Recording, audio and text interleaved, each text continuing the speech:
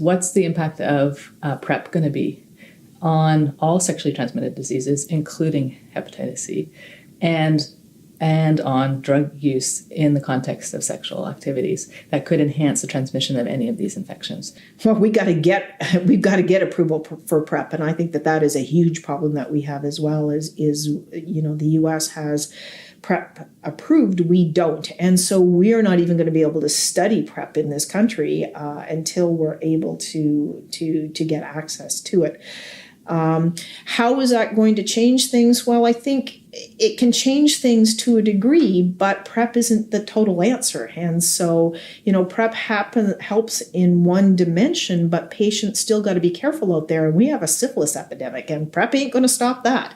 And it's not going to stop hepatitis C and other things that are transmitted.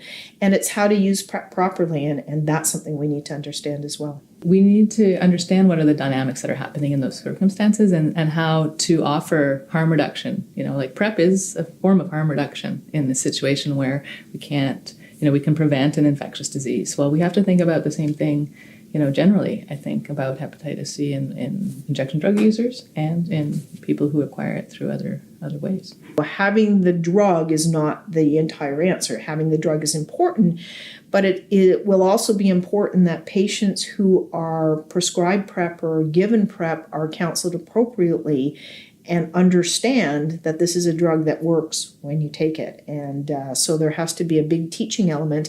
And I think implementation science is going to be really important to figure out what is the best way to deliver it to our particular patient population in Canada. Finally having something that we can do that can prevent HIV infection, that's in populations who are really at risk, that's fantastic.